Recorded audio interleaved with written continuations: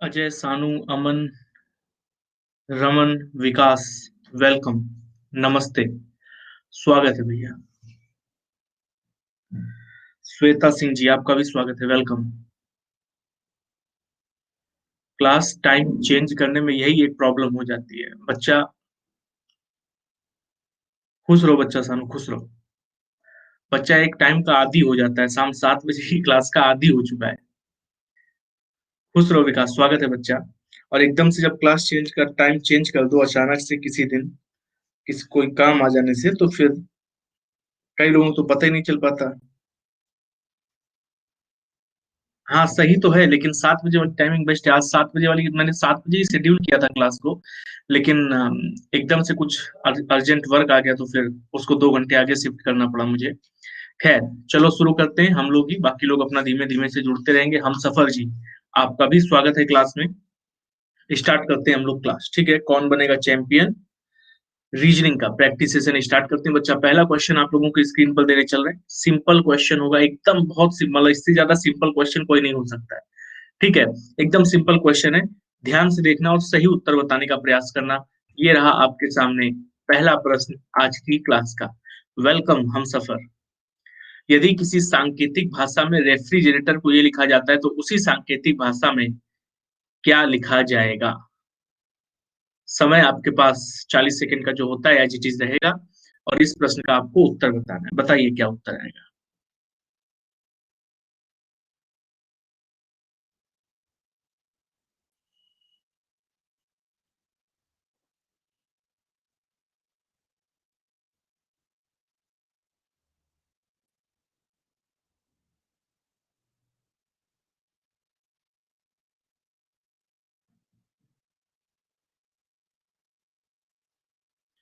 बहुत सिंपल प्रश्न है, अगर इसको भी गलत किए तो समझ लेना।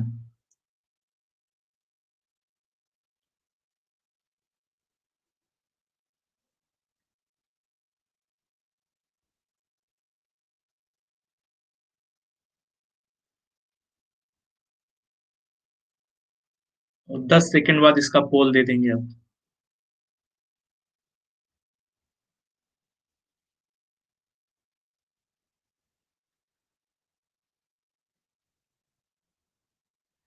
और ये रहा भैया इस प्रश्न का पोल आप लोगों के सामने। बताइए सही उत्तर क्या आएगा।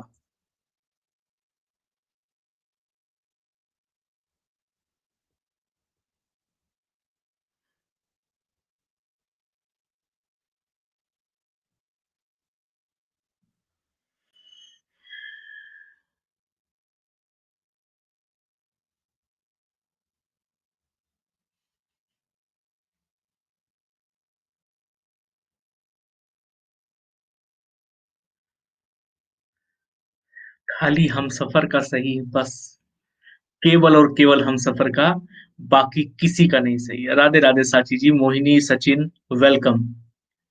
डी वाला सही है। चलो अभी दिखाते हैं तुमको डी वाला सही है कि नहीं। कोई बात नहीं मोहिनी, अभी पहला ही क्वेश्चन स्टार्ट किया है। टाइम चेंज नहीं किया है हम सफर। आज भी क्लास 7 बजे ही थी, लेकिन थोड़ा सा अर्जेंट वर्क आ गया तो मैंने उसको 7 बजे की जगह 9 बजे रीशेड्यूल किया था। रेगुलर क्लास 7 बजे ही चलेगी बच्चा। बड़ा सिंपल सा प्रश्न था, पता नहीं तुम लोग कहाँ टहल लिए। क्या कह रहा है प्रश्न, जरा ध्यान से देखना। क्या बोला है, कह रहा है यदि किसी सांकेतिक भाषा में, ठीक है, यदि किसी सांकेतिक भाषा में रेफ्रिजरेटर को ROTAREGIRFER लिखा जाता है। बच्चा, रेफ्रिजरेटर के अंदर जितने लेटर्स हैं, ध्यान से देखना, रेफ्रिजरेटर के अंदर जितने लेटर्स हैं, उतने ही लेटर्स आपको यहाँ पर भी नजर आ रहे हैं ना। वही वही लेटर्स आपको नजर आ रहे हैं ना, ROTAEGIRFER, वही सारे लेटर्स लिखे आ रहे हैं। अच्छा, वही सारे लेटर्स अगर लिखे हुए हैं बच्चा, तो मैंने आप लोगों को कोडिंग डिकोडिंग के वर्ड कोडिंग में क्या समझाया कि अगर लेटर्स चेंज नहीं हो रहे हैं, तो बच्चा लेटर्स नहीं चेंज हो रहे हैं तो चल क्या रहा है पैटर्न में, केवल और केवल उनके प्लेसेस को चेंज कर दे रहा है। प्लेसेस को चेंज कभी रिवर्स में करता है, कभी दो दो के पेयर में करता है, कभी अपोजिट करता है। बच्चा यहाँ पर क्या चल रहा है, रेफ्रिजरेटर को अगर ध्यान से देखोगे, ROTA, देखो ROTA रिवर्स लिखा हुआ है कि नहीं। फिर आगे बढ़ोगे, REGI, देखो ये भी रिवर्स लिखा है ना, REGI। और फिर RFER, ये भी रिवर्स लिखा हुआ है ना, RFER। यानी रेफ्रिजरेटर को ही क्या कर दिया है उन्होंने, रिवर्स में लिख दिया है। बस इतना काम किया उन्होंने। अब अगर इतना काम किया बच्चा, तो ये जो हमारे सामने अब लिखा हुआ है, तेरा किस सांकेत, उसी सांकेतिक भाषा में किस शब्द को ये लिखा जाएगा। उसने, अब देखो प्रश्न को भी ध्यान से पढ़ लो, उसने आपसे ये नहीं पूछा है कि बच्चा इस शब्द का कोड क्या होगा। ये नहीं पूछा उसने आपसे इस शब्द का कोड क्या होगा। उसने आपसे पूछा है कि इनमें से किस शब्द के लिए ये कोड है। क्या पूछा उसने, उन्होंने पूछा है आपसे कि इनमें से किस शब्द के लिए ये कोड है। बच्चा उसने देखो लिखा है ना, किस सांकेतिक, उसी सांकेतिक भाषा में किस शब्द को ये लिखा जाएगा, यानी इस शब्द का, ये जो हमारे सामने लिखा है ये किस शब्द का कोड है, यही आपको बताना था। बच्चा किस शब्द का कोड है, तो क्या करो, केवल इसको रिवर्स करके लिख लो। जैसे रिवर्स करके लिखोगे पता चल जाएगा ना कि किस शब्द का कोड है। बच्चे जब इसको रिवर्स करके लिखोगे तो AMMUNITION, यही बनेगा कि नहीं बनेगी। क्या लिखा हुआ है, एम्यूनिशन लिखा हुआ है कि नहीं।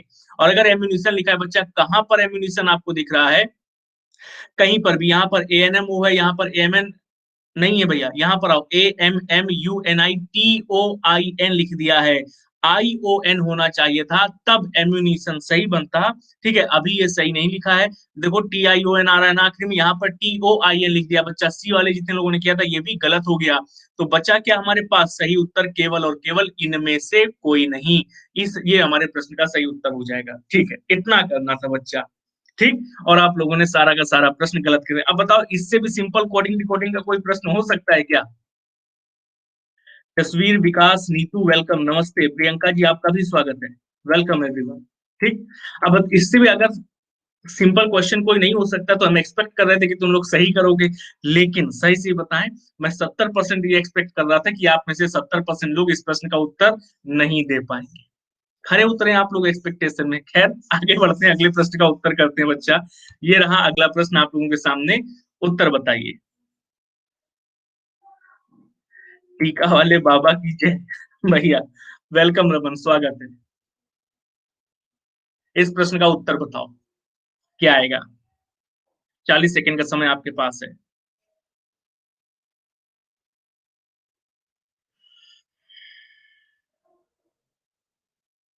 सही ऑर्डर चुनिए।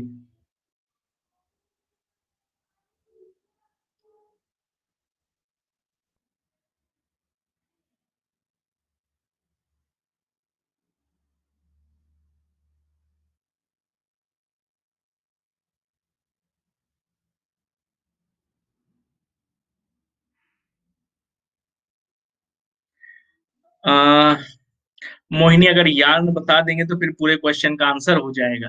इसलिए अभी यार्न नहीं बताएंगे हम, क्वेश्चन बता बोल देने के बाद यार्न बताएंगे मोहिनी। और ये रहा आपका पोल। हाँ, ऑप्शन सीक्वेंस में बच्चा।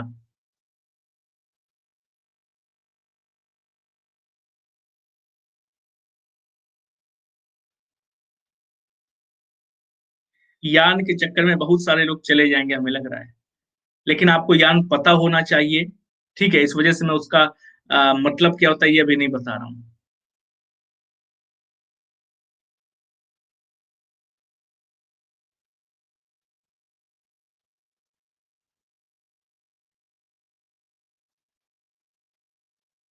%31 लोगों ने सही किया है, बाकी सबका है गलत।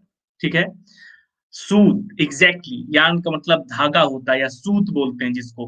बच्चा यान का मतलब क्या होता है, धागा। ठीक है, अब अगर यान का मतलब हमको पता चल गया। अब वैसे ये सिंपल क्वेश्चन है, बहुत सिंपल क्वेश्चन है, लेकिन जानबूझ करके प्रश्न में उसने यान को रखा था। ठीक है, यूपी कांस्टेबल के एग्जाम में पूछा गया था प्रश्न, उसने जानबूझ करके यार्न रखा था। क्योंकि जैसे आप में से बहुत सारे लोगों को नहीं पता यार्न क्या होता है, ऐसे बहुत सारे लोगों को एग्जाम के टाइम पर नहीं पता होगा कि भैया यार्न होता क्या है। ठीक है, तो जब यार्न नहीं पता तो उनके लिए प्रश्न कठिन हो गया कि नहीं हो गया। बाकी प्रश्न कितना है, देखो वो कितना सिंपल है, अगर आपको यार्न का मतलब पता है। बच्चा सबसे पहले हमारे सामने लिखा हुआ है धागा, संयंत्र, साड़ी, कपास, कपड़ा। सबसे पहले संयंत्र में कौन जाएगा, धागा जाएगा ना। जब बच्चा संयंत्र में, मशीनरी में हम धागे को लगाएंगे, ठीक, सॉरी, कपास को लगाएंगे, ठीक है। तो कपास से हमको क्या मिलेगा बच्चा? धागा मिलता है कि नहीं मिलता है? कपास का पेड़ देखे हो कभी? कपास का फूल देखे हो ना? बिल्कुल छोटा सा होता है, उसमें अंदर सफेद सफेद रुई भरी होती है, ठीक है। तो बच्चा मशीनरी में, संयंत्र में सबसे पहले क्या जाएगा? कपास जाएगा। कपास से क्या बनेगा बच्चा? धागा बनेगा। कपास मशीनरी क्या करेगी? उस कपास से धागे को बनाएगी। धागे से बच्चा फिर क्या बनेगा? हमारे सामने कपड़ा बनेगा। जब धागा इकट्ठा हो जाएगा तो धागे को जोड़ जोड़ के ही तो कपड़ा बनाया जाता है ना। कपड़ा बनेगा, और कपड़े से क्या बनेगा बच्चा? फिर कपड़े से साड़ी बनेगी, ठीक है। तो ये ऑर्डर मिलना चाहिए था हमको, 2 4 1 5 3। कहाँ पर नजर आ रहा है? दो से स्टार्ट होने वाला केवल एक ही ऑप्शन है ना बच्चा हमारे पास, 2 4 1 5 3, ऑप्शन नंबर ए। यही क्या हो जाएगा हमारे पास? सही उत्तर हो जाएगा। अच्छा, आप किधर होती है कपास? मेरी नानी के घर के सामने, मतलब जो मतलब दो घर होते हैं ना। एक तो घर होता है गांव में, एक जहां पर खेती होती है, जहां पर खेत होते हैं लोगों के, वहां पर एक छोटी सी झोपड़ी टाइप की बना लेते हैं। रात में जब खेतों की रखवाली करने के लिए जाते हैं, फसल जब पकी खड़ी होती है तो उसी झोपड़ी में ठहरते हैं वो लोग, ठीक है। तो वहां पर उस झोपड़ी के जस्ट सामने एक पेड़ लगा हुआ था, वो कपास का पेड़ था, वहां मैंने देखा था उसको। पूर्णिमा को एक बार कोई मैसेज कर दो, वीडियो रिफ्रेश कर ले अपना। नमस्ते उदित, वेलकम, स्वागत है बच्चा। चलिए, हनुमान प्रसाद जी, पूर्णिमा, वेलकम एवरीवन। अब चलते हैं बच्चा अगले क्वेश्चन पर। अगले प्रश्न का उत्तर बताइए। बहुत ही सिंपल प्रश्न है, प्लस वाले में भी आप लोग कर रहे हैं सीटिंग अरेंजमेंट को ही, ठीक है। अगला प्रश्न ये रहा आप लोगों के सामने। दो प्रश्न पूछे गए हैं, थर्ड का ए और थर्ड का बी। दोनों प्रश्नों का उत्तर बताइए।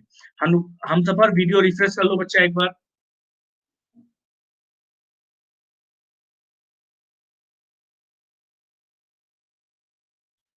दो क्वेश्चन पूछे गए, पहले दोनों प्रश्नों का पोल ले लेंगे, इसके बाद आंसर करना है, ठीक है। इसके बाद मैं आंसर समझाऊंगा आपको।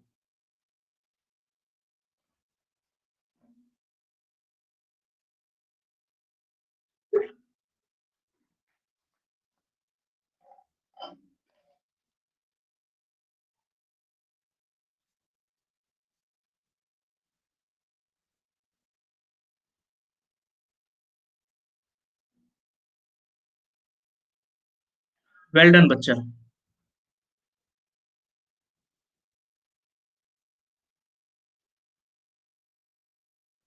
चार ऑप्शन है हमारे पास। उसने पहला प्रश्न पूछा, इनमें से बाएं से दूसरा कौन है, ठीक है। इनमें से बाएं से दूसरा कौन है, ये वो आपसे पूछ रहा है, उत्तर बताइए। और 10 सेकेंड बाद में देता हूं पोल। बहुत सिंपल सा प्रश्न है, आसानी से आप लोग कर लेंगे।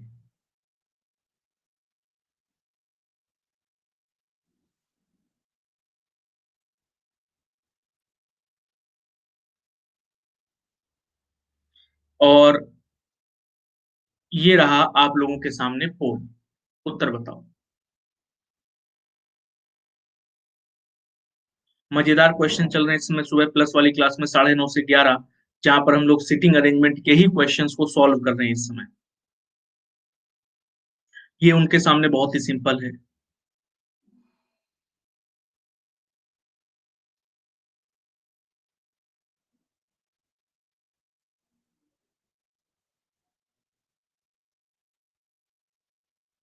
एक बार पूरा वीडियो बंद करके हम सफर दोबारा शुरू करो। केवल 18% लोगों का सही है, बाकी सबका गलत। बच्चा पोल आकर के चला गया, ठीक है। और मैंने आंसर क्या किया था? ए वाला। अगला प्रश्न ये रहा आप लोगों के सामने, रवि किनके बीच में है, ठीक है। रवि किनके बीच में है, ये आपको बताना है। देखिए, जो आपने सॉल्व किया और बताइए कि रवि किनके बीच में है। ये रहा पोल।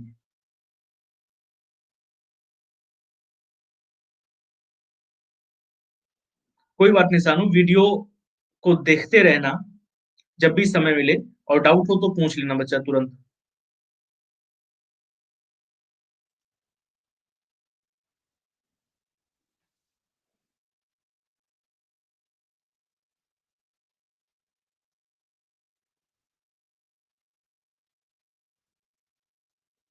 70% लोगों ने इसको सही कर दिया। और पोल पर मैंने आंसर दिया था ए, ठीक है। मैं रिफ्रेश कर देता हूँ, अभी इस क्वेश्चन को समझा दें जरा। क्या कह रहा है बच्चा? क्वेश्चन जरा ध्यान से समझना। क्या बोला उसने हमसे? कह रहा है 7 लड़के अभिषेक, साकेत, रवि, गौतम, कौशिक, राहुल और रंजन पंक्ति में खड़े हैं, 7 लोग हैं हमारे सामने। फिर बोला रंजन अभिषेक और कौशिक के बीच में।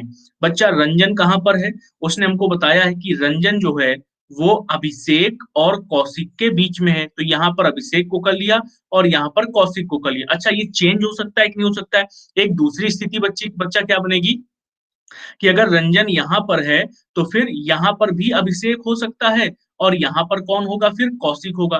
ये दोनों स्थितियां बनेंगी कि नहीं बच्चा? अच्छा, अब अगर दोनों स्थितियां बनेंगी तो आगे उसने क्या बोला है? रंजन अभिषेक और कौशिक के बीच में राहुल और अभिषेक के बीच एक लड़का है, ठीक है। अगर बच्चा यहाँ पर मैं अभिषेक को रखा हूं, कह रहा राहुल और अभिषेक के बीच एक लड़का है, तो क्या मैं अभिषेक के दाईं ओर जा सकता हूँ? इन केस सारे के सारे कहाँ देख रहे हैं? उत्तर की ओर देख रहे हैं। ये असम्पशन लेकर के चल रहे हैं क्योंकि उसने क्वेश्चन में तो दिया नहीं और मैंने आपको बताया है अगर क्वेश्चन नहीं दिया सबको उत्तर लेकर के चल देंगे। बच्चा उसने बोला है राहुल और अभिषेक के बीच एक लड़का है, ये अभिषेक है, तो क्या यहाँ पर राहुल को बैठा सकते हैं? नहीं। तो यहाँ पर आएंगे, एक व्यक्ति को छोड़ेंगे, तो यहाँ पर बच्चा कौन होगा? राहुल होगा। ठीक, राहुल और अभिषेक के बीच कितने लड़के आएंगे? एक लड़के आएंगे, वो यहाँ पर बैठेगा, ठीक है। आगे बढ़ते हैं, कह रहा है कौशिक और रवि के बीच 2 लड़के हैं। बच्चा कौशिक और रवि के बीच कितने लड़के हैं? 2 लड़के हैं। अच्छा, कौशिक अगर यहाँ पर है तो अभिषेक और रंजन को छोड़ करके कौशिक को मैं यहाँ पर भी बैठा सकता हूँ, ठीक है। कौशिक और रवि के बीच अगर 2 लड़के हैं तो कौशिक के साथ साथ अभिषेक और रंजन को छोड़ करके मैं रवि को यहाँ पर भी बैठा सकता हूँ। और कौशिक अगर यहाँ पर है तो मैं 1 और 2 व्यक्ति छोड़ करके रवि को यहाँ पर भी बैठा सकता हूँ। अब एक बात बताओ मुझे, कितने लोग हैं हमारे पास टोटल? 7 लोग हैं कि नहीं? ठीक, अगर 7 लोग हैं बच्चा, तो जरा कौशिक से स्टार्ट करो और कौशिक से स्टार्ट करके बाईं ओर चलोगे तो कौशिक 1 2 3 4 और 5, ये 5 लोग हो गए कि नहीं हो गए? रवि को अगर यहाँ से हटा भी दूं बच्चा, तो कौशिक, रंजन, अभिषेक 3, राहुल और रवि अभिषेक के बीच में एक व्यक्ति था, तो ये 4 और ये 5, ये 5 लोग हो गए ना हमारे सामने। और अगर ये 5 लोग हो गए बच्चा, तो क्या मैं कौशिक के आगे 2 व्यक्तियों को छोड़ करके रवि को बैठा सकता हूँ क्या? नहीं, ये तो 8 लोग हो जाएंगे फिर। और अगर 8 लोग हो जाएंगे तो उसने तो हमको बोला है कि हमारे पास केवल और केवल कितने लोग हैं? 7 लोग हैं। इसका अर्थ ये हुआ कि रवि यहाँ पर बिल्कुल भी नहीं आएगा। रवि की जो पोजीशन हम लोगों ने निकाली थी, रवि की वो पोजीशन एकदम करेक्ट है। रवि केवल और केवल यहाँ पर आ सकता है, ठीक। अब उसने आगे क्या बोला है बच्चा? ये 3 और 2 5 लोग हमारे सामने करेक्ट हो गए। फिर बोला है गौतम रंजन के दाईं ओर तीसरा है, तो बच्चा रंजन अगर यहाँ पर है तो पहले, दूसरे और तीसरे स्थान पर यहाँ पर किसको बैठा देंगे? गौतम को। गौतम रंजन के दाईं ओर तीसरा है, कह रहा रवि और साकेत के बीच 3 लड़के हैं। अगर रवि यहाँ पर है बच्चा तो 1 2 3 लोगों को छोड़ा और यहाँ पर कौन आ गया? साकेत आ गया। ये इसका करेक्ट आंसर हो जाएगा कि नहीं हो जाएगा? नमस्ते आलोक, स्वागत है बच्चा। अच्छा, ये एक कंडीशन बनी। अच्छा, दूसरी कंडीशन क्या थी कि अगर मैं कौशिक कौशिक रंजन और अभिषेक में से कौशिक को इस तरफ रखूं, रंजन को इस तरफ रखूं, तो बच्चा फिर से हमारे सामने सेम कंडीशन बनेगी, कुछ भी चेंज नहीं होगा। अभिषेक अगर यहाँ पर है तो मैं एक व्यक्ति को छोड़ करके यहाँ पर राहुल को बैठा सकता हूँ कि नहीं बैठा सकता? कौशिक और रवि के बीच बच्चा 2 लड़के हैं, तो देखो 3 2 5 ऑलरेडी है, मैं उसके लेफ्ट में नहीं जा सकता, मुझे यहीं पर रवि को बैठाना पड़ेगा। रवि और कौशिक के बीच बच्चा, साकेत के बीच कितने लड़के हैं? 3 लड़के, तो रवि अगर यहाँ पर है तो यहीं पर साकेत को, और उसके जस्ट बगल में यहाँ पर कौन आ जाएगा? गौतम आ जाएगा। यानी हर स्थिति में केवल और केवल हमारे सामने यही कंडीशन बनेगी कि नहीं बनेगी? चाहे मैं कौशिक को किसी भी एंड में रखूं, रवि के, रंजन के राइट में रखूं कौशिक को, या रंजन के लेफ्ट में रखूं कौशिक को, दोनों तरफ से एक ही स्थिति बनेगी हमारे सामने। अब बच्चा उसमें उसने हमसे पहला प्रश्न क्या पूछा है? कह रहा इनमें से बाएं से दूसरा कौन है? बच्चा बाएं से दूसरा जब आप गिनना शुरू करेंगे, ये लेफ्ट है आपका और ये राइट, तो बाएं से दूसरा कौन नजर आ रहा है? रवि। तो पहले प्रश्न का उत्तर क्या आ गया? रवि आ गया, ठीक है। दूसरा प्रश्न बच्चा उसने पूछा रवि किनके बीच है? तो देखो रवि किनके बीच बैठा है बच्चा? राहुल और अभिषेक के बीच बैठा है ना रवि। तो इस प्रश्न का उत्तर क्या आ गया? रवि अभिषेक और राहुल के बीच में बैठा है, हमारे प्रश्न का सही उत्तर हो जाएगा। आया समझ कि नहीं आया? जितने लोगों को नहीं आया हो पूछ लेना दोबारा, ठीक है। इसीलिए मैंने कंफ्यूजन ना हो, दोनों तरफ से मैंने दिखा दिया कि अगर दिमाग में ये कंफ्यूजन आ रहा है कि अभिषेक और रवि कौशिक की कंडीशन को हम ऐसे ही क्यों रखें, अगर रजत बीच में, तो दोनों तरफ आ सकते हैं ना। बच्चा किसी भी तरफ से लेकर के चलोगे प्रश्न का उत्तर हमेशा एक जैसा आएगा, ठीक है। शिवानी, अविनाश, आलोक, अभिषेक, वेलकम एवरीवन। अभिषेक ने बोला रिपीट कर दें, तो बच्चा ध्यान से देखना, मैं इसको जल्दी से रिपीट करता हूँ, केवल 1 मिनट लगेगा मुझे रिपीट करने में, ठीक है। ध्यान से समझना बच्चा, जल्दी से। Hello Avinash, welcome. बच्चा सबसे पहली बात, उसने हमको बताया नहीं कि कहां पर देख रहे हैं सारे के सारे लोग, तो कहां पर देखेंगे? उत्तर की ओर, स्टैंडर्ड वैल्यू उत्तर की ओर ले लिए। बोला रंजन अभिषेक और कौशिक के बीच में बच्चा, तो रंजन कहां पर बैठेगा? अभिषेक और कौशिक के बीच में बैठेगा, तो मैंने यहाँ पर अभिषेक को बैठाया और यहाँ पर किसको बैठाया, कौशिक को। दोनों में से स्थान को अदला बदली कर सकते हैं, ये मैंने दिखाया है, स्थान की अदला बदली करके। आगे बच्चा क्या बोला, राहुल और अभिषेक के बीच एक लड़का है। अगर अभिषेक यहाँ पर है तो क्या एक व्यक्ति को छोड़ करके, एक लड़के को छोड़ करके यहाँ पर हम राहुल को बैठा सकते हैं क्या, नहीं, पहले से ही कौशिक बैठा है। इसका मतलब बच्चा लेफ्ट की ओर जाएंगे कि नहीं जाएंगे, ठीक, तो लेफ्ट की ओर जाएंगे तो एक व्यक्ति को छोड़ करके यहाँ पर कौन बैठा है बच्चा, फिर राहुल बैठा हुआ है। ये हो गया। कितने लोग हैं हमारे पास, 7 लोग। कितने लोग हो गए, 1 2 3 4 5 लोग हो गए ना ऑलरेडी हमारे पास। आगे क्या बोला है, गौतम रंजन के दाईं ओर तीसरा है। बच्चा ये रंजन है, इसके दाईं ओर तीसरा, पहला दूसरा और तीसरे स्थान पर यहाँ पर कौन बैठा हुआ है, रंजन बैठा हुआ है। पंक्ति में कुल 7 लोग होने चाहिए, तो 1 2 3 4 5 6 और 7 लोग हो गए ना। इन 2 प्लेसेस को केवल हमको भरना है। कैसे भर सकते हैं बच्चा, रवि और साकेत के बीच 3 लड़के, तथा आगे क्या बोला है, कौशिक और रवि के बीच 2 लड़के। अब अगर बच्चा कौशिक यहाँ पर है तो 2 लड़के आगे तो नहीं बैठा सकते, निश्चित तौर पर रवि को यहीं पर बैठाना पड़ेगा, और रवि और साकेत के बीच 3 लड़के, तो यहाँ पर साकेत आ गया। ये बच्चा हमारे प्रश्न का सही उत्तर हो गया। ठीक है, क्लियर हो गया अभी अभिषेक। नमस्ते सरिता जी, बहुत बहुत स्वागत है आपका। आशीष, पूनम जी, वेलकम। ये तीसरा क्वेश्चन था सरिता जी, छोटा सा एक सीटिंग अरेंजमेंट का क्वेश्चन, जिसमें 2 क्वेश्चन पूछे गए थे। हाँ, कुछ निजी काम से बाहर गए हुए थे, लेकिन ब्लड रिलेशन में आंसर पूछोगे, ब्लड रिलेशन में आंसर दे दोगे, तब बताएंगे कहाँ गए थे, वरना नहीं बताएंगे। ठीक, कोई अगर हम बताएंगे भी कहाँ गए थे तो केवल ब्लड रिलेशन में बताएंगे। अगला प्रश्न आपके सामने, एक ब्लड रिलेशन ये है, अगला हम पूछते हैं।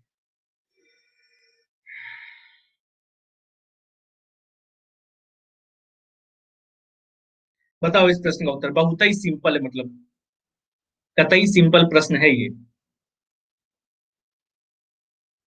लड़की देखने के अलावा और भी जीवन में बहुत जरूरी काम है हमारे, प्राची जी, साची जी, सॉरी, बहुत जरूरी काम है हमारे जीवन में और भी।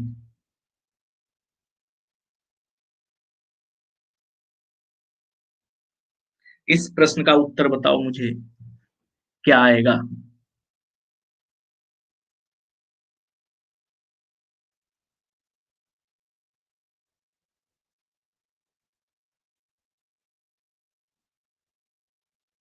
और ये रहा आपके सामने पोल, सिंपल है इसलिए पोल जल्दी दे दे रहे हैं।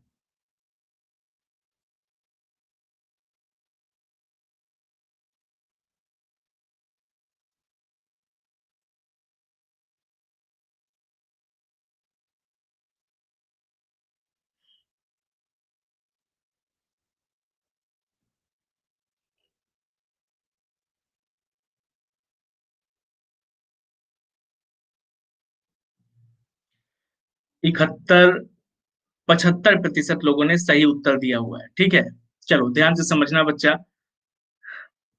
नहीं नहीं, ये वाला ब्लड रिलेशन का नहीं, मैं पूछूंगा।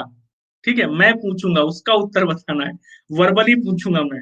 अगर उसका उत्तर दोगे तब बताएंगे, ऐसे तो नहीं बताएंगे। ठीक है, पीसीएस में, हाँ बिल्कुल, पीसीएस में आया हुआ था उदित। पीसीएस के अलावा आ, मंडी परिषद के एग्जाम में भी पूछा जा चुका है, रिपीटेड क्वेश्चन है कई बार का। प्रश्न बड़ा सिंपल, एक बार जल्दी से समझ लो। ठीक है, बच्चा क्या कह रहा है, कह रहा है एक तस्वीर की ओर इशारा करते हुए एक व्यक्ति कहता है, बच्चा हमारे सामने एक तस्वीर दी गई है और इस तस्वीर की ओर इशारा करते हुए व्यक्ति कहता है, क्या कहता है बच्चा, व्यक्ति कहता है तस्वीर में दी गई महिला।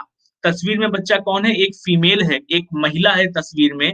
ठीक है, और अगर तस्वीर में एक महिला है, कह रहा तस्वीर में दी गई महिला उस व्यक्ति की बहन है, मेरी भांजे, मेरे भांजे की नानी है।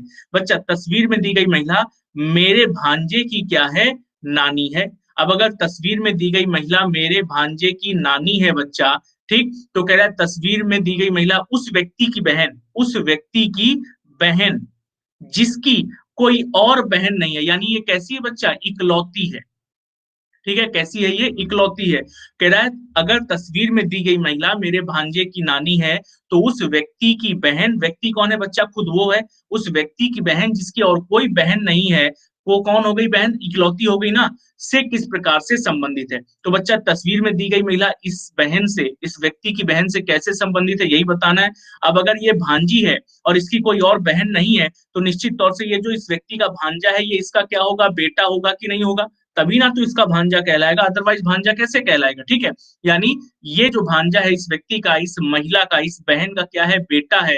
अब अगर ये बेटा है और ये नानी है इस महिला की, तो निश्चित तौर पे ये तस्वीर वाली महिला क्या हो गई, माता हो गई इस व्यक्ति की बहन की। तो प्रश्न का सही उत्तर क्या हुआ, सी वाला। ठीक है, प्रश्न का सही उत्तर सी वाला। बैठे हुए व्यक्ति के पिताजी के भाई की पत्नी की बेटी के यहाँ। हाँ बिल्कुल सही। आ, अच्छा मैं पूछता हूँ प्लस, ये मैं कहाँ गया था, मतलब 7 बजे वाली क्लास काहे नहीं किए। तो मैं गया था एक छोटे से पूजा कार्यक्रम में, ठीक है। और कहाँ कहाँ गए थे पूजा कार्यक्रम में, तो बच्चा पूजा कार्यक्रम में गए थे मेरे चाचा के इकलौती बेटी के सगे भाई की नानी की इकलौती बेटी की नातिन के जन्मदिन के अवसर पर। अब उत्तर बताओ, इसका उत्तर क्या होगा। चाची की नातिन। हाँ एग्जैक्टली, चाची की नातिन, ठीक है। यानी हाँ, मेरे चाचा की बेटी उसका जन्मदिन था आज, उसी के कार्यक्रम में एक छोटा सा पूजा कार्यक्रम था जिसमें गए थे। और ये तिलक वहीं का है। अगले प्रश्न पर चलते हैं। हाँ, हमारी भांजी परोक्ष रूप से बोल सकते हैं। अगला प्रश्न बच्चा ये रहा आप लोगों के सामने। प्रश्न का उत्तर बताइए, क्या आएगा।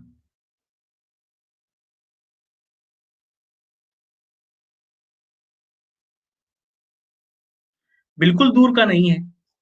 कजिन सिस्टर, कजिन ब्रदर, ये दूर के रिश्ते थोड़ी होते हैं। ये सब तो ब्लड रिलेशन, मैंने बताया ना।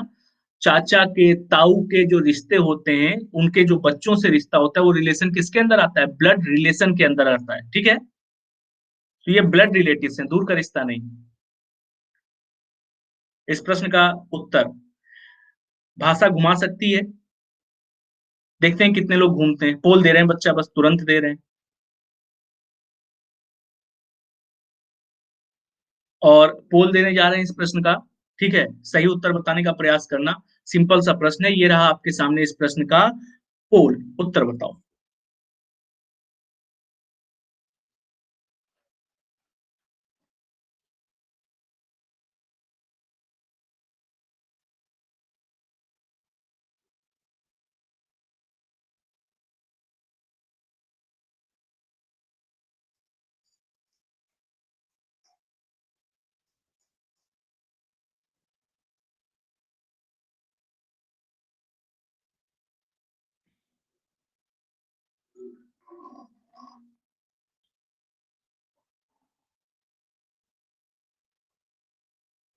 38% लोगों ने प्रश्न का उत्तर सही किया है, और 38 ही इस प्रश्न का सही उत्तर भी है, ठीक है। 38 ही मेरे प्रश्न का सही उत्तर भी। बच्चा क्या कह रहा है, क्या बोला उसने प्रश्न में, हमारे सामने केवल और केवल एक एलिमेंटल सीरीज दी गई है, और इस एलिमेंटल सीरीज के लिए उसने क्वेश्चन पूछा है, कह रहा है यदि प्रतीकों के तुरंत पहले आने वाली संख्याओं का मान, प्रतीकों के तुरंत पहले आने वाली संख्याओं का मान। बच्चा प्रतीकों के पहले कौन कौन सी संख्याएं आ रही हैं, देखो ये एक सिंबल दिया है, उसके पहले संख्या आ रही है एक। और आगे बढ़ते हैं, 3 है क्या उसके बाद में सिंबल है, नहीं। और आगे बढ़ते हैं बच्चा, देखो एक ये सिंबल दिया, उसके सिंबल के जस्ट बाद, ठीक है, सिंबल के क्या क्या तुरंत पहले आने वाली संख्या। तो बच्चा तो सिंबल के तुरंत पहले आने वाली संख्या 9। और आगे देखा सिंबल के तुरंत पहले कहां पर, देखो सिंबल के तुरंत पहले आने वाली संख्या 2। और आगे बढ़े तो सिंबल के तुरंत पहले आने वाली संख्या 7। इतना ही हुआ ना, 4, 5, क्या इन ये सिंबल के तुरंत पहले आ रही, क्या बिल्कुल भी नहीं आ रही, ठीक है। तो बच्चा उसने हमसे बोला था कि यदि सिंबल्स के तुरंत पहले आने वाली संख्याओं का मान, यानी 1, 9, 2 और 7, उनके संख्यात्मक मान का दोगुना हो, ठीक है। यानी एक का बच्चा दोगुना कितना होता है, 2 होता है। फिर 9 का दोगुना कितना होता है हमारे सामने, 18 होता है। और फिर 7 का दोगुना कितना होता है हमारे सामने, 14 होता है। फिर 2 का दुगुना बच्चा हमारे सामने कितना होता है, 4। इतनी ही संख्याएं लिखी हुई है कि नहीं। तो उसके कहने का मतलब क्या है कि उनके संख्यात्मक मान का दुगुना हो तो सभी संख्याओं के मानों का योग क्या होगा। अब आपको करना क्या था, इन सबको उठा करके जोड़ना था। तो बच्चा 14 4 18, दो 20 और 18 कितना होता है 38। सबको उठा करके जोड़ दोगे कितना आ जाएगा 38 आएगा। ठीक है, ये तो हमने प्रश्न के हिसाब से दिखा दिया कि संख्यात्मक मान का दोगुना कैसे होगा। वरना करना क्या था, 1 + 9 + 2 + 7 ऐसे करके 2 का गुणा कर देते तो प्रश्न का उत्तर कितना आ जाता, 38 आ जाता। मैंने इसीलिए बोला था आपसे, दो छूट गया। ऐसे कैसे छूट गया, ये कहीं इशारा तो नहीं है जो आप कह रही नजर खराब हो रही है। भैया पहले ही टेस्टिंग करवा लो, सरिता जी सही बता रहे हैं। ठीक, अब अगले प्रश्न का, इसको लिया तो है बच्चा, ये 7 लिया हुआ है हम लोगों ने, देखो 1 + 9 + 2 + 7 लिया हुआ है ना पूनम, देखो ये सिंबल के जस्ट पहले नंबर, इसको यूज किया है हम लोगों ने। ठीक है बच्चा, अच्छा सिंपल सा प्रश्न था, केवल और केवल भाषा में थोड़ा सा खेल था, बस उसी भाषा के खेल को आपको समझना था। अगले प्रश्न पर चलते हैं बच्चा, ये रहा अगला प्रश्न आप लोगों के सामने, उत्तर बताइए। एक साधारण सा, एकदम साधारण सा क्वेश्चन है नंबर सीरीज का, उत्तर बताओ क्या आएगा।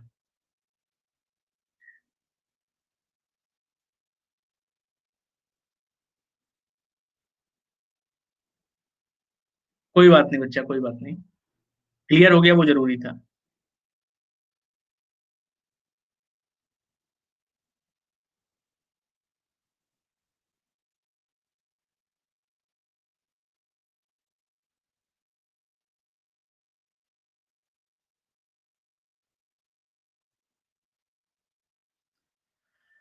हाँ पोल दे रहे हैं,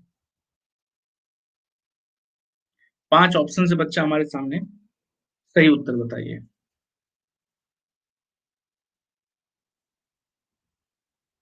पर्याप्त समय मिलेगा, डोंट वरी, 40 सेकंड का समय पूरा मिलेगा।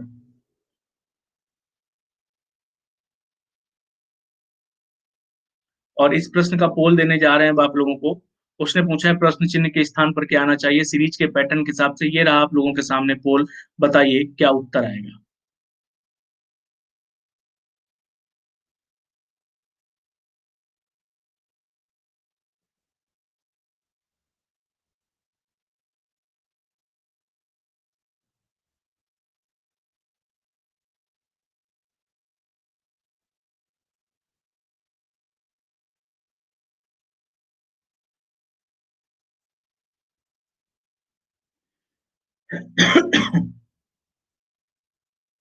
तिरपन प्रतिशत लोगों का सही है। लॉजिक क्या है भैया, 50% लोगों का लगभग क्या लॉजिक लगा है, डबल सीरीज का क्वेश्चन है।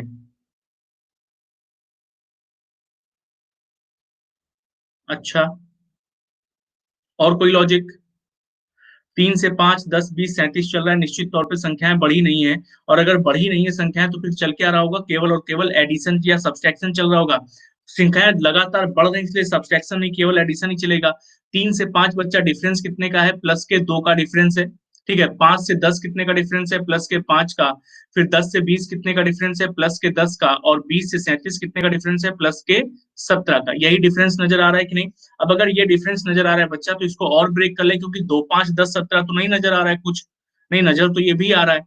लेकिन चलो इसको और ब्रेक कर लेते हैं बच्चा, 2 से 5 प्लस का 3 हो रहा है, 5 से 10 कितना हो रहा है प्लस का 5, 10 से 17 कितना हो रहा है प्लस का 7। यानी सीरीज क्या चल रही है, 3 2 5 2 7, तो अगला क्या होना चाहिए 9 होना चाहिए।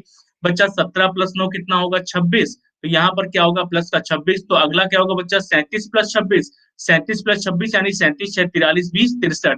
तो क्वेश्चन मार्क की जगह पर क्या आएगा 63 आएगा। और प्रश्न का उत्तर क्या होना चाहिए फिर ई होना चाहिए। ठीक है, इसीलिए मैंने बोला था कि बहुत सिंपल प्रश्न है, ऐसे प्रश्न बहुत बार कर चुके हैं हम लोग। अच्छा एक और लॉजिक मुझे नजर आया था, ये जो 2 और 5 और 10 लिखा था बच्चा, तो ये स्क्वायर के बाद की संख्या है कि नहीं है।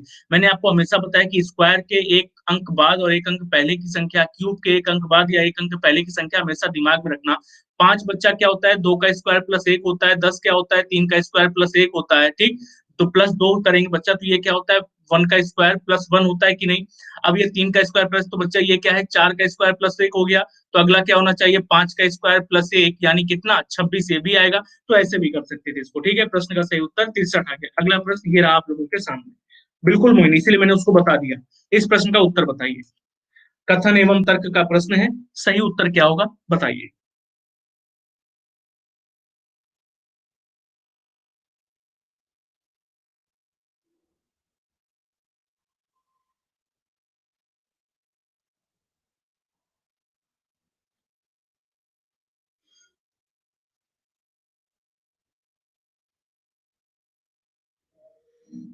कौन सा तर्क इनमें से सही तर्क होगा? और मैं पोल देने जा रहा हूं इसका। देख लिया होगा अब तक आप लोगों ने। ये रहा बच्चा इस प्रश्न का पोल आप सब लोगों के सामने। बताइए उत्तर क्या है?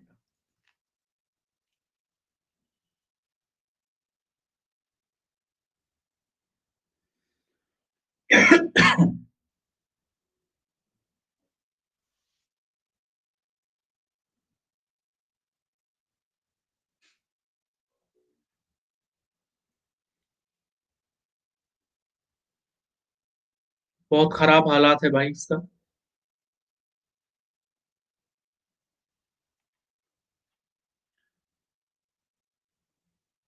केवल 25% लोगों ने सही किया है, बाकी सारे लोगों का है गलत। देखो, कथन और तर्क के क्वेश्चंस को जब मैंने आप लोगों को सॉल्व करना सिखाया है, तो उसमें मैंने आपको एक चीज बताई है क्या, कि बच्चा, अगर कथन और तर्क के क्वेश्चंस में से तर्क आपको जो नजर आ रहा है वो देश हित में है। ठीक है? मतलब चार चीजें मैंने आपको बताई थी: सेल्फ, फैमिली, सोसाइटी और कंट्री। दो हमारे पास अगर तर्क लिखे हैं, उनमें से एक तर्क सेल्फ को इंडिकेट कर रहा है, सेल्फ को रिप्रेजेंट कर रहा है, और एक सोसाइटी को रिप्रेजेंट कर रहा है, तो दोनों में से मजबूत तर्क कौन सा होता है बच्चा? जो सोसाइटी को रिप्रेजेंट करेगा। ठीक है? फिर अगर मैंने कहा कि अगर एक तर्क ऐसा है जो फैमिली को रिप्रेजेंट कर रहा है, एक तर्क ऐसा है जो कंट्री को रिप्रेजेंट कर रहा है, तो दोनों में से मजबूत तर्क कौन सा होगा? जो कंट्री को रिप्रेजेंट करेगा, देश के हित में होगा। ठीक है? फिर देश हित वाले कई दो तीन क्वेश्चन जो हम लोगों ने किए, तो उसमें मैंने आपको बताया था कि अगर देश हित की बात कर रहा है वो, और एक में देश रक्षा की बात कर रहा है, देश की सुरक्षा की बात कर रहा है, तो हम प्रेफरेंस किसको देंगे? देश की सुरक्षा को प्रेफरेंस पहले देंगे, देश हित को बाद में प्रेफरेंस देंगे उस स्थिति में। ठीक? अब जरा यहां पर आओ, क्या बोला है बच्चा उसने? क्या भारत को बहुराष्ट्रीय कंपनियों को अनुमति देनी चाहिए कि वे उसके समुद्र के विस्तृत आर्थिक क्षेत्र के स्रोतों का अन्वेषण कर सकें? ये उसने हमसे पूछा है कि क्या भारत को बहुराष्ट्रीय कंपनियों को अनुमति देनी चाहिए कि वे उसके समुद्र के विस्तृत आर्थिक स्रोतों का, आर्थिक क्षेत्र के स्रोतों का अन्वेषण कर सकें। ठीक? अब ये समुद्र के विस्तृत आर्थिक क्षेत्र क्या है बच्चा? समुद्र के अंदर बहुत सारी नेचुरल गैसेस होती हैं, उनका भंडार होता है। ठीक है? जैसे जो साउथ चाइना सी है, उसको लेकर के इतना बवाल क्यों मचा रहता है हमेशा? जो चाइना है वो साउथ चाइना सी पर अपना कब्जा क्यों दिखाना चाहता है? क्योंकि साउथ चाइना सी के साउथ चाइना जो सी है बच्चा, उसके अंदर नेचुरल गैसेस का इतना जबरदस्त भंडार पैदा हुआ है, इसका इतना जबरदस्त भंडार है कि उसके अतिरिक्त अगर बात करें तो ऐसा भंडार पूरी दुनिया में और कहीं है ही नहीं। इतना ज्यादा भंडार है वहां पर प्राकृतिक गैसों का। ठीक? और अगर इतना ज्यादा भंडार है, उसका खनन करेगा अगर चीन, उनको किसी तरह से बाहर निकालेगा, जिसकी सुविधा उसके पास है, तो उसको मार्केट में बेचेगा, तो और जब मार्केट में बेचेगा तो उसको पैसा मिलेगा ना उस चीज से। ठीक? इसी वजह से वो आधिपत्य जमाना चाहता है वहां पर। प्लस बहुत सारे खनिज भी है वहां पर, इसकी वजह से भी वो आधिपत्य जमाना चाहता है। तो समुद्री आर्थिक क्षेत्र का जो अन्वेषण करना होता है, उसका मतलब क्या हुआ बच्चा? समुद्री आर्थिक क्षेत्र के अन्वेषण करने का मतलब क्या है? कि समुद्र के अंदर जो प्राकृतिक भंडार है, गैस के हो गए या खनिज के हो गए या किसी और चीज के हो गए, उनको बाहर निकालना। ठीक? उनको बाहर निकालने की उसने क्या बोला है? कह रहा बहुराष्ट्रीय कंपनियों को इनकी अनुमति देनी चाहिए। बहुराष्ट्रीय कंपनियों को इनकी अनुमति देनी चाहिए। अब उसमें से एक व्यक्ति बोला है हाँ बिल्कुल ऐसा करना चाहिए। कह रहा भारत में ऐसी खोजों के लिए पर्याप्त तकनीक और वित्तीय स्रोत नहीं है। बच्चा, समुद्र के अंदर से इस तरह की चीजों का खनन करने के लिए, इस तरह की चीजों को बाहर निकालने के लिए बहुत हाई टेक्नोलॉजी की आवश्यकता होती है और बहुत पैसे की भी आवश्यकता होती है। कोई छोटी मोटी कंपनी ऐसे काम नहीं कर सकती है। ठीक है? और अगर ऐसे काम नहीं कर सकती तो निश्चित तौर पे हमें एक ऐसी कंपनी की आवश्यकता होगी, ऐसी एक इंटरनेशनल कंपनी की आवश्यकता होगी जो ये काम कर सकती हो। ठीक? और अगर ये काम कर सकती है तो उसके आधार पर हम उनको, उस बहुराष्ट्रीय कंपनियों या उन बहुराष्ट्रीय कंपनियों को हम ये अनुमति दे सकते हैं ना। अच्छा, दूसरी बात, अगर हम अनुमति देंगे तो उससे देश का क्या फायदा है बच्चा? पहली बात तो जब वो आएंगी यहाँ पर तो वो इन्वेस्टमेंट करेंगी। ठीक है? क्या करेंगी? इन्वेस्टमेंट। अब इन्वेस्टमेंट बच्चा एफडीआई का भी हो सकता है और प्रत्यक्ष भी हो सकता है, यानी प्रत्यक्ष और अप्रत्यक्ष दो प्रकार के हमारे सामने इन्वेस्टमेंट आएंगे ना। और अगर बच्चा दो प्रकार के टाइमिंग हमारे सामने जो इन्वेस्टमेंट आएंगे, एफडीआई के या प्रत्यक्ष के, बच्चा अगर वो इन्वेस्ट करेगा तो जाहिर सी बात है लोकल लोग जो होंगे, वो समुद्र के आसपास जो रहने वाले लोग होंगे, उनको काम भी मिलेगा। भारत के बहुत सारे लोगों को काम मिलेगा बच्चा, तो इस टेक्नोलॉजी को लोग पढ़ेंगे, इस टेक्नोलॉजी के बारे में लोग जानेंगे, और भारत में भी इस टेक्नोलॉजी के कई सारे लोग हमको फिर मिलेंगे आगे फ्यूचर में, जो इस तरह के काम कर सकते हैं। हो सकता है उससे कोई कंपनी भी भारत में बन जाए। ये दूर की सोच है, किसमें? देश हित में। तो बच्चा ये देश हित की बात कर रहा है, पहला वाला क्या है, सही है ना?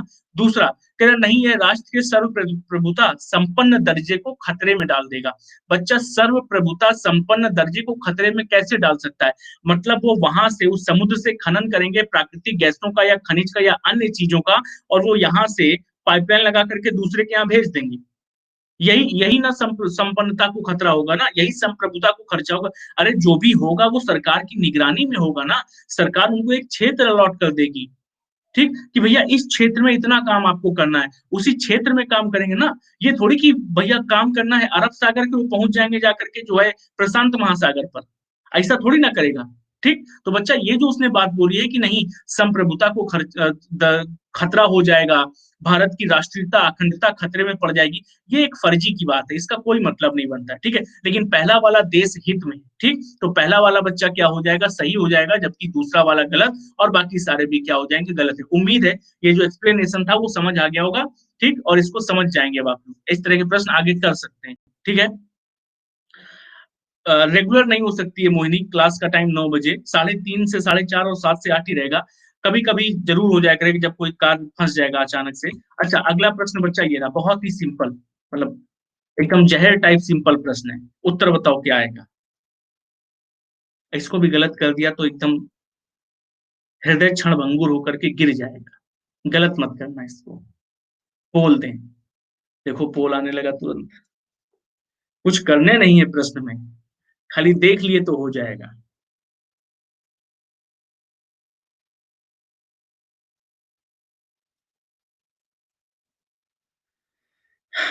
पोल देने जा रहे हैं भैया, ये रहा आपके सामने पोल, सिंपल है इसलिए जल्दी दे दिए।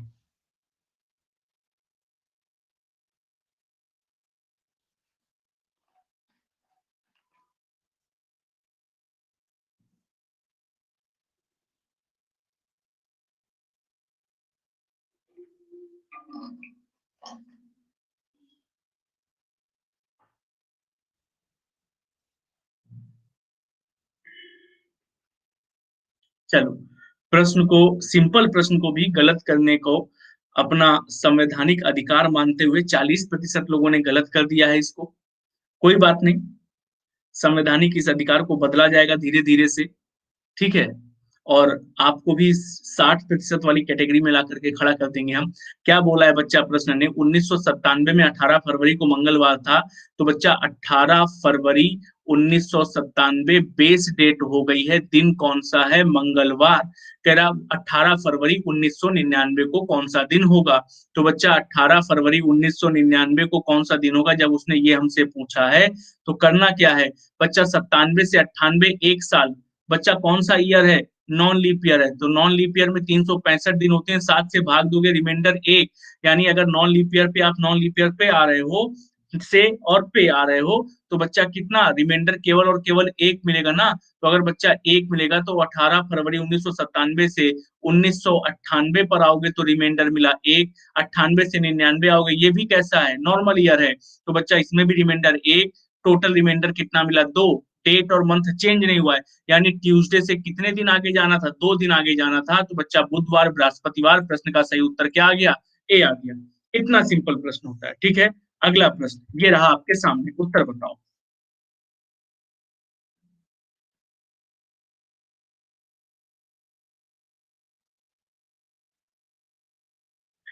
जनरल कैलेंडर में सेम डेट अगले साल एक दिन बाद होती है, नहीं ऐसा नहीं होता है। सानू ध्यान से समझना, दो अलग अलग प्रकार हैं हमारे सामने, एक नॉर्मल ईयर का, एक लीप ईयर का, ठीक है। नॉर्मल ईयर का पहला दिन ही वर्ष का अंतिम दिन होता है, यानी 1 जनवरी को अगर रविवार पड़ेगा तो 31 जनवरी को भी बच्चा रविवार ही पड़ेगा, ठीक है, ये कॉन्सेप्ट याद रखना, ठीक है, कि किसी भी नॉर्मल ईयर में वर्ष का जो पहला दिन होता है, अंतिम दिन भी वही होता है। तो अब बच्चा अगर अंतिम दिन भी वही होता है, पहला दिन भी वही होता है, तो अगर 1 जनवरी 2019 को रविवार है तो 31 दिसंबर 2019 को भी रविवार होगा। 1 जनवरी 2020 को क्या होगा, सोमवार। ठीक है, तब आगे बढ़ेगा। ठीक। और इसके बाद अगर लीप ईयर की बात करता है वो, तो लीप ईयर में बच्चा 2 साल आगे, 2 दिन आगे बढ़ जाता है। यानी अगर 1 जनवरी 2020 को रविवार है तो 31 दिसंबर 2020 को क्या होगा, सोमवार होगा, क्योंकि वहां फरवरी में एक एक्स्ट्रा डे मिल जाता है तो दिन एक से आगे बढ़ जाता है। ठीक है। इस प्रश्न का सही उत्तर क्या आएगा, बताइए। नजरें गड़ा करके देखिएगा, एकदम गड़ा देना मतलब नजरें, और फिर उत्तर बताना। ठीक है, सिंपल सा एक प्रश्न है, और हम देते हैं इसका पोल आपको।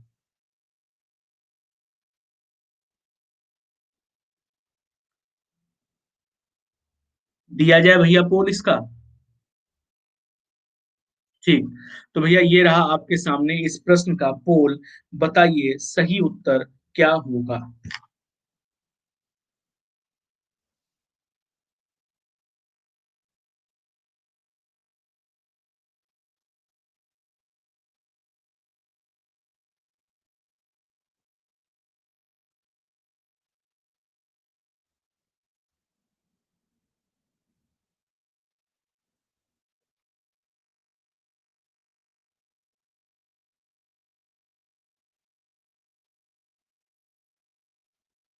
लॉजिक क्या लग रहा है। 58% लोगों ने सही दिया है। लॉजिक क्या लग रहा है।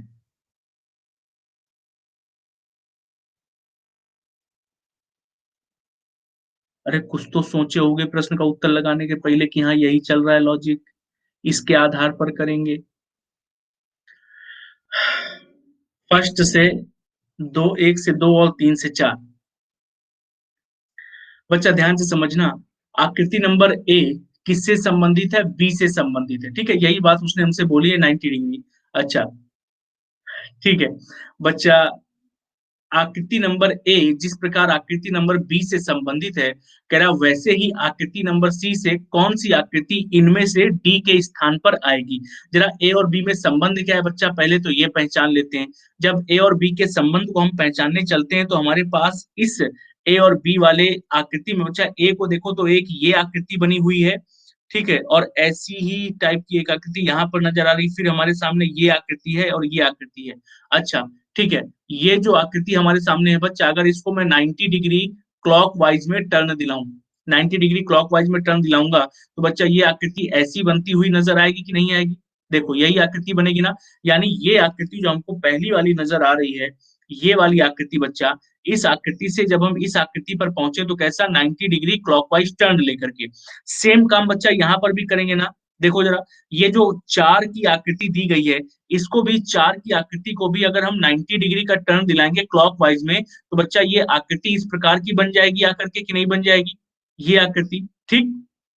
अब ये जो दूसरा 4 वाली आकृति बच्चा, ये घूम करके यहाँ पर आ जाएगी। ठीक है, और ये दोनों कनेक्टेड हैं तो हमेशा कनेक्टेड रहेंगी। यानी किया क्या गया है बच्चा, 90 डिग्री का रोटेशन किया गया है ए से बी पर पहुंचने के लिए। तो बच्चा सी से डी पर भी पहुंचने के लिए 90 डिग्री का रोटेशन करेंगे ना। अब अगर 90 डिग्री का रोटेशन करेंगे तो जरा इस फिगर को उठाओ और देखो बच्चा, इसका 90 डिग्री रोटेशन क्या होगा। बच्चा इसका 90 डिग्री रोटेशन यही होगा कि नहीं होगा, इस वाले फिगर का। ऐसा फिगर कहां पर नजर आ रहा है, ऐसा फिगर तो सभी जगह पर नजर आ रहा है, 5 को छोड़ करके। यहाँ 1 2 3 4 सब जगह है बच्चा, इसको भी चेंज करो। जब आप इसको चेंज करोगे तो 90 डिग्री का रोटेशन क्या बनेगा हमारे सामने बच्चा, जब इसको आप चेंज करोगे, ये आकृति जो हमारे सामने है, इसको चेंज करने पर 90 डिग्री का रोटेशन हमारे सामने कुछ इस प्रकार का बनेगा कि नहीं बनेगा। ठीक है, एक हमारे सामने ये आकृति बनेगी, और इसी से जस्ट लगी हुई आकृति बच्चा कौन सी बनेगी, ये वाली आकृति, यही बनेगा ना। कहां पर नजर आ रहा है ऐसा, पहले में नहीं है, दूसरे में नहीं है, तीसरे में नजर आ रहा है, चौथा और पांचवा तो पहले ही ऑलरेडी गलत था। तो बच्चा केवल और केवल तीसरे में नजर आ रही ना ऐसी आकृति, और अगर तीसरे में नजर आ रही तो यही क्या हुआ, हमारे प्रश्न का सही उत्तर हो गया। आया समझ की नहीं आया, जितने लोग गलत किए थे। ए वाली आकृति को 90 डिग्री घुमाया है बी पर, तो सी वाली आकृति को भी 90 डिग्री घुमा करके डी पर। ठीक है, कोई डाउट हो तो पूछ लेना। अगला प्रश्न ये रहा आपके सामने। मोबाइल घुमा दिया। इस प्रश्न का उत्तर बताओ।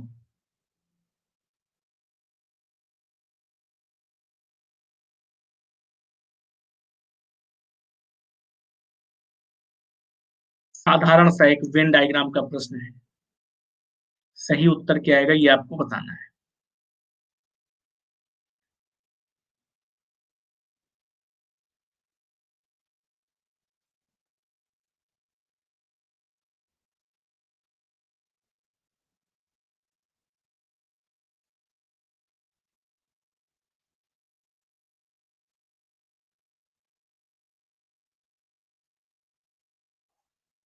और ये रहा आपके सामने इस प्रश्न का पोल।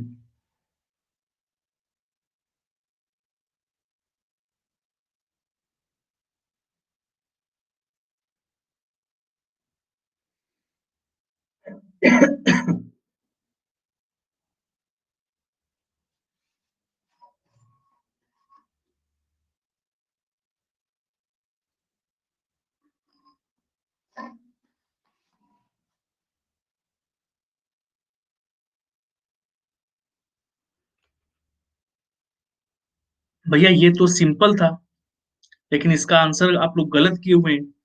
23% लोग केवल बता रहे हैं कि उत्तर बी होगा। बाकी सारे लोग कह रहे हैं कि उत्तर ए, सी या डी होना चाहिए। ई पर तो खैर कोई नहीं गया है। बच्चा अगर ए, सी और डी पर चलोगे तो ए, सी और डी को मैं एक्सप्लेन कर रहा हूँ, ध्यान से समझना, ठीक। वीडियो रिफ्रेश को एक बार हम सफर। बच्चा अगर ए, डी और सी को देखोगे तो यहाँ पर मैंने किसको रखा? माता को रखा, ठीक है। यहाँ पर होमोसेपियन हो गया और यहाँ पर क्या हुई? महिला हुई, ठीक। जरा ध्यान से समझना, ये बच्चा माता, होमोसेपियन, महिला क्या दिखा रहा है? कुछ माताएं महिला होती है। एक बार बनाने के बाद ध्यान तो दिया करो। कुछ माताएं महिला होती हैं, बाकी की माताएं क्या होती हैं? पुरुष। पुरुष कभी माता बन सकते हैं क्या? नहीं ना, ठीक। तो बच्चा ये गलत होगा कि नहीं होगा लॉजिकली? ठीक है। अगर लॉजिकली गलत है ये, कि क्या कह रहा है कि बच्चा कुछ माताएं क्या है? महिलाएं हैं, ठीक है। बच्चा जितनी भी माताएं होंगी वो सारी की सारी महिलाएं होंगी कि नहीं होंगी? है कि नहीं? और अगर जितनी माताएं हैं वो सारी की सारी महिलाएं, तो बच्चा ये पहला वाला क्या कर दिया? गलत कर दिया, ठीक। अच्छा, दूसरे वाले में बच्चा क्या कह रहा है? ठीक है। ऑप्शन नंबर सी बहुत सारे लोगों ने दिया था। बच्चा अगर ऊपर आपने होमोसेपियंस को रखा है, इधर माता को रखा है और इधर किसको रखा है? महिला को, तो बच्चा माता और महिला अलग अलग तो नहीं हो सकते ना। अभी अभी बताया कि सभी माताएं क्या होंगी? महिलाएं होंगी, ठीक। ये सभी माताएं महिलाएं होंगी, एकदम करेक्ट है, ठीक है। क्योंकि माता बन कौन सकता है? महिला ही बन सकती ना बच्चा, ठीक। तो सभी माताएं महिला होंगी, इसके आधार पर सी वाले को भी गलत कर दिया। अब बच्चा सही उत्तर क्या होगा? सबसे अंदर हम किसको रखें? माता को, ठीक है। सभी माताएं क्या होंगी बच्चा? महिला, ठीक है। तो उसके ऊपर किसको रख दिया? महिला को। ये एकदम लॉजिकली करेक्ट है, ठीक। सभी माताएं महिला हैं, लेकिन सभी महिलाएं माता नहीं होती, बिल्कुल ठीक है बच्चा। उसके ऊपर किसको रख दिया? होमोसेपियंस को। अरे होमोसेपियंस होता कौन है बच्चा? होमोसेपियंस इंसान को ही बोलते हैं कि नहीं बोलते हैं? मनुष्यों की प्रजाति को ही होमोसेपियंस बोला जाता है ना। तो बच्चा महिला और माता भी तो होमोसेपियंस के अंतर्गत आ जाएंगी। वो भी तो इंसानी प्रजाति है कि नहीं? तो बच्चा इस प्रश्न का सबसे सटीक उत्तर कौन सा नजर आ रहा है? बी वाला नजर आ रहा है कि नहीं? तो यही बी वाला हमारे प्रश्न का सही उत्तर हो जाएगा। आया समझ की नहीं आया? सब पता नहीं कहाँ कहाँ ए, सी में जाने कहाँ कहाँ पहुंच जाते हो तुम लोग। चलो अगले प्रश्न पर। ये रहा अगला प्रश्न आप लोगों के सामने। बताइए सही उत्तर क्या आएगा? आयुर्वेद की स्थिति पर गंभीर विचार करना है यहाँ पर। करिए विचार।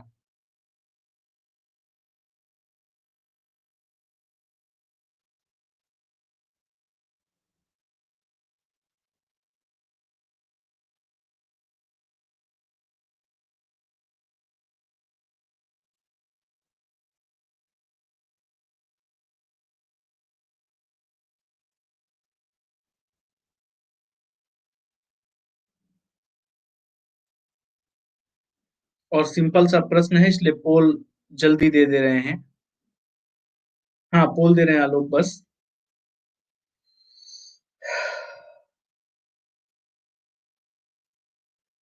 और ये रहा इस प्रश्न का पोल आप लोगों के सामने।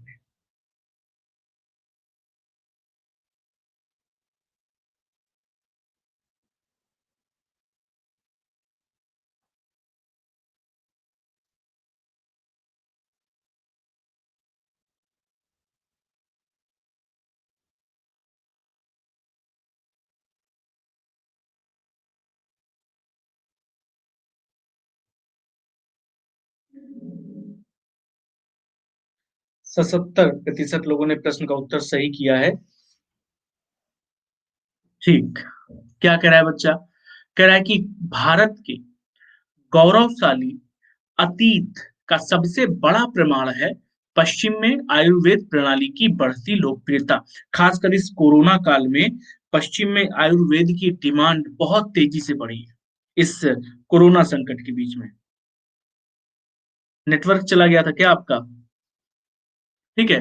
तो बच्चा उसने हमसे बोला है स्टेटमेंट में कि भारत के गौरवशाली अतीत का सबसे बड़ा प्रमाण पश्चिम में आयुर्वेद प्रणाली की बढ़ती लोकप्रियता है, इससे निष्कर्ष क्या निकाला जा सकता है? क्या?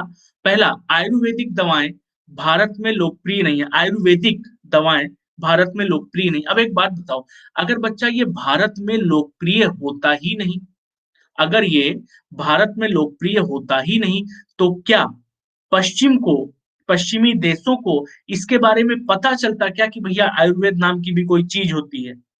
भारत में लगातार ये पॉपुलर है, ठीक है? भारत में लगातार ये पॉपुलर है। गाँवों में भारत गाँवों में बसता है। आधे से ज़्यादा भारत गाँवों में बसता है और गाँवों में आज भी डॉक्टर उपलब्ध नहीं है। और अगर डॉक्टर उपलब्ध नहीं है तो लोग किनके भरोसे रहते हैं? लोग आयुर्वेद के भरोसे रहते हैं, ठीक है? और अगर आयुर्वेद के भरोसे रहते हैं बच्चा, तो उसके आधार पर आयुर्वेद दवाएँ भारत में लोकप्रिय नहीं, क्या इस कंडीशन से, इस गिवन स्टेटमेंट से क्या इस निष्कर्ष पर हम तर्कपूर्ण पहुँच सकते हैं क्या? नहीं पहुँच सकते। बच्चा, भारत में लोकप्रिय तभी वहाँ पहुँची है। भारत में ही काढ़ा लोकप्रिय था। ठीक है? उसी को क्वाथ बना करके पश्चिमी देशों में अब दवाओं के तौर पर काढ़ा दिया जा रहा है। ठीक है? कोरोना से बचाव के लिए। योग को अपना रहे हैं। योग भी आयुर्वेद के अंतर्गत का एक हिस्सा है। ठीक है? तो पहला वाला बिल्कुल भी गलत सही नहीं बच्चा, इसको क्या कर देंगे? गलत कर देंगे। दूसरा, भारत में एलोपैथी दवाएँ ज़्यादा लोकप्रिय हैं, इसके बारे में कोई सटीक जानकारी हमारे पास नहीं है। उसने एलोपैथी की कोई बात ही नहीं की है। ठीक है? भारत में तो बच्चा होम्योपैथी भी चलती है, आयुर्वेद भी चलता है और साथ में क्या-क्या चलता है बच्चा? एलोपैथिक दवाएँ भी चलती हैं, ठीक है? तो बच्चा, इन तीनों में से ज़्यादा लोकप्रिय कौन है? इसके बारे में कोई सटीक इन्फॉर्मेशन हमारे पास है नहीं कि हाँ, ये ज़्यादा लोकप्रिय है, तो बच्चा इसके बारे में हम कुछ कह नहीं सकते। इसको भी क्या कर देंगे? गलत कर देंगे, तो सही उत्तर क्या आ जाएगा? ना तो निष्कर्ष 1 और ना ही 2 सही है। अंतिम प्रश्न पर चलते हैं आज की क्लास के, और ये रहा बच्चा अंतिम प्रश्न आप लोगों के सामने। उत्तर बताइए, क्या आएगा सही उत्तर?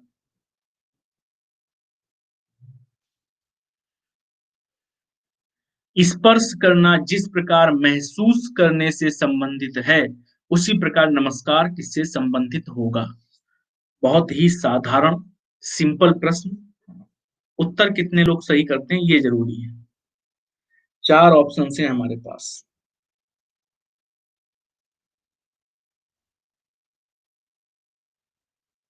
और ये रहा आप लोगों के सामने इस प्रश्न का पोल। बताओ सही उत्तर क्या आएगा?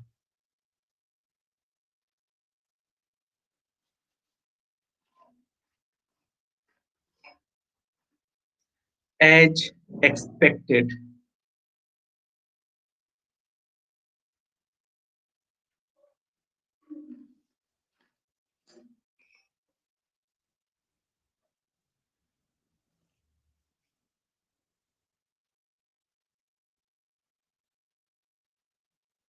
लीडर बोर्ड ये है, देख लो। लीडर बोर्ड की स्थिति आप सभी लोग देख लें, ठीक है? और इसके बाद अब इस प्रश्न का सही उत्तर क्या आएगा? नहीं, बिल्कुल भी उगली नहीं, प्रश्न का सही उत्तर सी है बच्चा। कैसे है बस इतना समझ लो, ठीक है? उसने हमसे कहा है कि स्पर्श करना जिस प्रकार महसूस करने से संबंधित है, उसी प्रकार नमस्कार किससे संबंधित होगा? अच्छा, जब स्पर्श किया जाता है, टच किया जाता है, ठीक है? स्पर्श किया जाता है, टच किया जाता है बच्चा, तो फिर फ़ील होता है कि नहीं होता है? जैसे अगर मैं अपने हाथ को टच करता हूँ, तो जैसे ही मैं टच करूँ या कोई और टच करेगा मेरे हाथ को, तो मुझे तुरंत फ़ील होगा कि नहीं होगा? कि किसी ने मुझे टच किया, मैंने टच किया, किसी और ने टच किया, तो मुझे तुरंत फ़ील होगा। यानी क्या है? रिएक्शन है। ये क्या हुआ? रिएक्शन बच्चा, ठीक? जब एक काम किया जाता है, तो दूसरा वाला क्या है? उसका रिएक्शन है। जैसे ही मैं टच करूँगा, तो तुरंत मुझे फ़ील होगा इंस्टेंट रिएक्शन, ठीक? बच्चा, उसी प्रकार से नमस्कार का इंस्टेंट रिएक्शन क्या होता है, ठीक? अब जितने लोगों ने शिष्टाचार आंसर लगाया था, जो कि गलत है, बच्चा स्पर्श करने नमस्कार क्या होता है? शिष्टाचार का एक प्रारूप होता है। शिष्टाचार के अंतर्गत बहुत सारी चीज़ें आती हैं, ठीक है? कौन-कौन सी? पैर छूना शिष्टाचार के अंतर्गत आता है, ठीक है? नमस्ते करना, प्रणाम करना, नमस्कार करना, ये सारी चीज़ें किसके? शिष्टाचार के अंदर अलग-अलग प्रकार में आता है, कि भैया ये शिष्टाचार का एक तरीका है, ठीक? स्पर्श करना क्या महसूस करने के प्रकार में आता है क्या बच्चा? महसूस करना, फ़ील करना। आप ठंडी हवा चल रही है, उसको फ़ील कर रहे हैं आप, ठीक है? आप कुछ खा रहे हैं, आप उसके स्वाद को फ़ील कर रहे हैं, ठीक है? तो ये स्पर्श करने से तो संबंधित नहीं हो सकता ना बच्चा। स्पर्श जब किया जाएगा तो इंस्टेंट रिएक्शन होगा, महसूस करना। उसी प्रकार से जब व्यक्ति नमस्कार करता है तो इंस्टेंट रिएक्शन क्या होता है? स्वीकारना, ठीक? जब आप आते हैं क्लास में, आप बोलते हैं प्रणाम सर जी, नमस्ते सर जी, तो मैं आपको इंस्टेंट रिएक्शन देता हूँ ना कि बच्चा खुश रहो, स्वागत है क्लास में, ठीक? ये क्या हुआ? इंस्टेंट रिएक्शन, ठीक है? इसी को बोला जाता है, ठीक? अच्छा, इसके साथ-साथ जैसे अब इंस्टेंट रिएक्शन मतलब बहुत छोटा भी हो सकता है, बड़ा भी हो सकता है, ठीक? आप कहीं पर जा रहे हैं, आपको कोई बड़ा आपसे मिल गया तो आपने तुरंत कहा नमस्कार। सामने वाले अंकल हाँ, खुश रहो, खुश रहो, ऐसे बोले, हैं? अब नहीं अगर ज़्यादा कुछ बोलना चाहता है तो क्या बोलेगा? आप बोलेंगे नमस्कार, बस हो गया, इतना ही, ठीक? तो इतना चलता है ना, यही बच्चा क्या होता है? स्वीकारना होता है। तुमने इधर से किया, उधर से स्वीकार हो गया, बस यही खेल हो गया, ठीक? तो ये था बच्चा प्रश्न का आंसर स्वीकार करना। अब आज की क्लास को यहीं पर करते हैं खत्म, ठीक? कल सुबह मुलाकात करेंगे फिर से 9:30 से साढ़े 9 से 11 प्लस वाली क्लास में सीटिंग अरेंजमेंट के साथ। और कल 2 स्पेशल क्लास हैं, 3:30 से 4:30 जो जेल वार्डर और एनटीपीसी के लिए है, और फिर शाम को 7 बजे केबीसी वाली चलेगी। विकास, एक और बात बच्चा, गुड बाय नहीं किया जाता कभी भी। Good bye is known as the last bye of a person, ठीक है? इसलिए आज के बाद मैं बताता हूँ, कभी भी गुड बाय नहीं करना। गुड बाय कब किया जाता है? जब आप किसी व्यक्ति से अंतिम दफे मिल रहे हो, ठीक है? आप उससे दोबारा कभी मिलना ही नहीं चाहते, तो बच्चा क्या हमसे दोबारा मिलना नहीं चाहते? नहीं नहीं, ये अब इसमें सॉरी की बात नहीं है, ये जनरल नॉलेज का टर्म है, इसको ध्यान रखना हमेशा, ठीक है? तो खत्म करते हैं बच्चा आज की class. Thank you so much everyone, good night, take care and bye.